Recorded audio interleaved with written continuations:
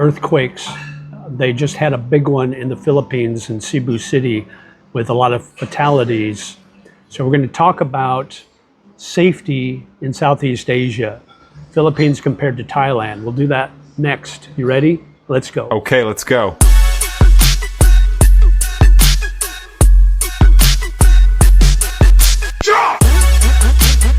Hey, what's up? It's JJ, the Lonely Bullinasia here in O'Shea's, having my breakfast. I got the nice big, you pick 7 things for 199 baht, so pretty good deal. But I wanted to talk about something on a serious note. First of all, the Philippines, specifically Cebu City, was hit by a 6.9 magnitude earthquake earlier this morning. Right now, the death toll sits at about 30, but that's probably going to go up, so it's fairly significant. And my thoughts and prayers go out to the Philippines and all the people involved. So hopefully things will be okay for everyone moving forward. But it brings up a question that I get asked a lot as far as safety. So back in March of this year, there was a major earthquake in Myanmar, which is a neighboring country to Thailand, and it affected Bangkok. And you probably saw a lot of videos of buildings swaying back and forth, rooftop pools dumping water over the side of the building. One building that was under construction completely collapsed. That was due to poor steel that was being used, that was supplied by another country. So it wasn't necessarily the earthquake that was the main cause of that. It was the faulty steel reinforcement. But anyway, so a lot of people on my YouTube channel, a lot of subscribers and viewers commented on why I would move to Thailand or why I would move to Bangkok after that earthquake. And basically they were checking out as far as having Bangkok as an option. They said, no, it's not safe. And to be honest, a lot of people that lived here that went through that earthquake were shook pretty good. And not only the literal sense, but emotionally too. So some of those people actually moved out of the country. My approach was, if you allow natural disasters to dictate where you're going to live, you're not going to have a safe place to live in this world, because it happens everywhere in the world. Things happen, not just earthquakes, but other things. The other thing is, people in the Philippines were telling me, why would I move to Bangkok after that earthquake? The Philippines have far more earthquakes than Thailand. And so I looked it up, and I'll give you the statistics. I went through to ChatGPT, and I actually asked 2 questions. One is, how many earthquakes does the Philippines have each year? And then I asked another one, how many earthquakes does Thailand have each year? And so here's the response I got from ChatGPT. It varies depending on how earthquake is defined, magnitude, threshold, depth, how close it is, etc. But here are some estimates. There are about 30 quakes per day recorded by the Philippine Seismic Agency. 30 per day. Now that works out to about 10 to 11,000 recorded per year, with a magnitude of 2 or higher. Now, if you count earthquakes only with a magnitude of 4 and above, that average is 800 to 850 per year within about 300 kilometers of the Philippines.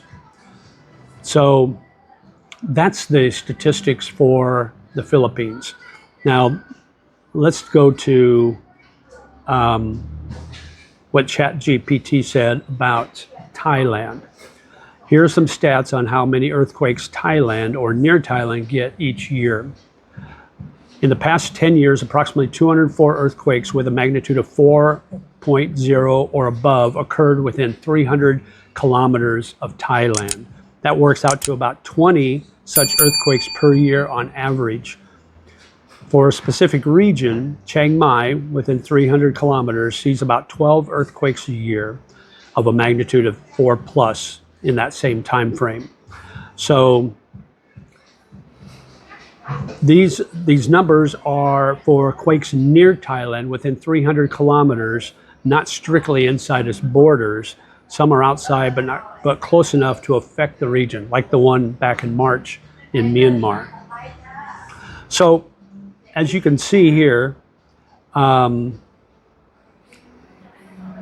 experiences about 20 earthquakes per year of a magnitude of 4.0 or higher, whereas in the Philippines, it is around 800 to 850 earthquakes per year within that 300 kilometers of the Philippines.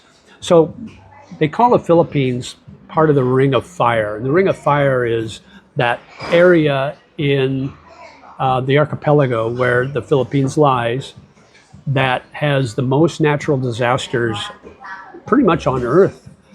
They've got many typhoons. Typhoons hit the Philippines more than anywhere else in Southeast Asia. Earthquakes, landslides, typhoons, like I said, monsoons, so heavy rain, flooding. So they get it all.